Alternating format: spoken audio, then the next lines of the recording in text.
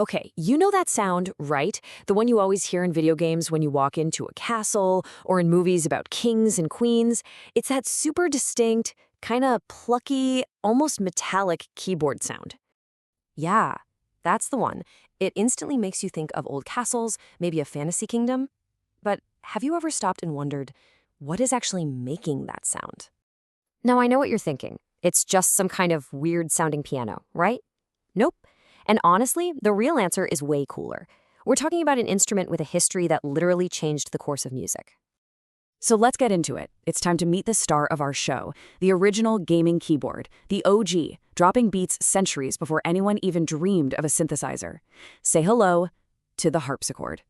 Okay, so what even is a harpsichord? Well, for a long time, we're talking from the 1500s all the way to the 1700s, this was the keyboard. And here's the number one thing you gotta remember. A piano hits its strings with little hammers. A harpsichord, it plucks them. And trust me, that one little difference changes absolutely everything. But wait, how does that even work? Like, how do you get a keyboard to pluck a string? It sounds kind of complicated, but the way they figured it out back then was actually super clever. Let's get into the mechanics. All right, it's basically a four-step chain reaction. Check this out. 1, you press a key. Easy enough. 2, that key pushes up this little wooden stick inside called a jack. 3, attached to the jack is a tiny thing called a plectrum. Just think of it like a built-in guitar pick. As the jack goes up, that little pick plucks the string. And bam, there's your sound. Then 4, when you let go of the key, a little felt pad comes down and mutes the string. Simple, right? So that whole plucking thing leads to the harpsichord's biggest limitation, which, weirdly, is also its greatest strength. See, because it's just plucking the string, it always does it with the same amount of force, so you can't play louder or softer. It's like your phone's volume is just stuck. You can't turn it up or down. Hitting the keys harder won't do a thing. Meanwhile, a piano is all about that volume slider. You can go from super quiet to really loud, and that single difference, right there, is where our story gets really interesting.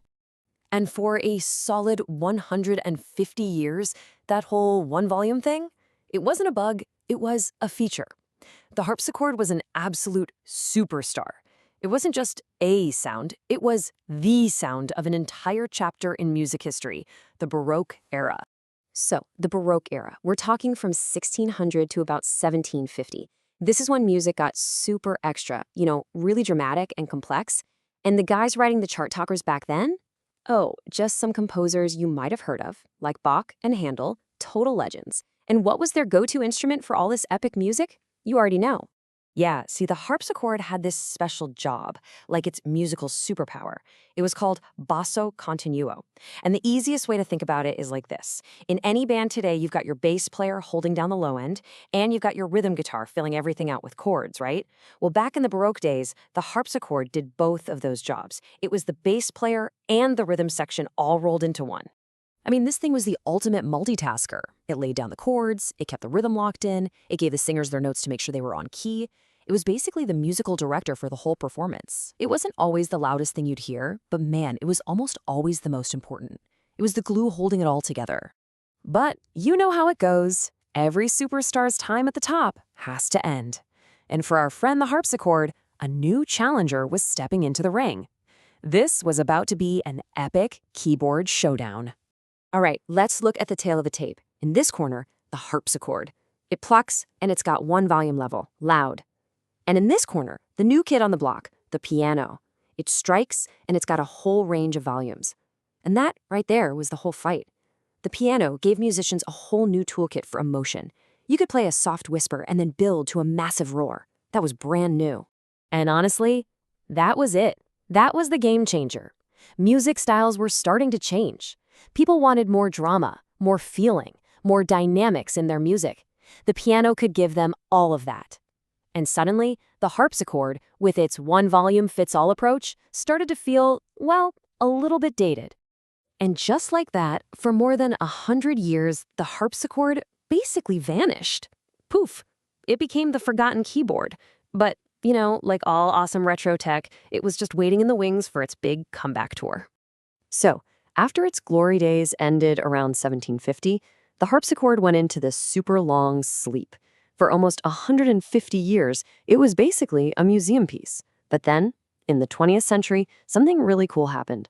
People started wondering, hey, all that awesome old music from Bach, how was it supposed to sound?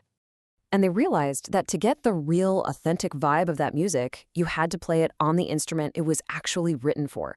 It's kind of like playing a retro 8-bit game. Yeah, you could play it on a giant 4K TV, but it just doesn't feel the same, right? You lose that original charm. And just like that, people rediscovered the harpsichord's super unique, crisp sound and fell in love with it all over again. So what's the big takeaway here? The harpsichord's one volume level. It wasn't a bug, it was a feature. It was the very thing that defined the sound of an entire musical era. And that unique, unmistakable sound is exactly why it's the perfect audio shortcut for a fantasy kingdom in all the games and movies we love today. Kind of makes you think, right? So I want to know from you, what's an old school piece of tech or a game or a style that you think is totally due for a major comeback? Let me know what you think down in the comments. Thanks for checking out this explainer.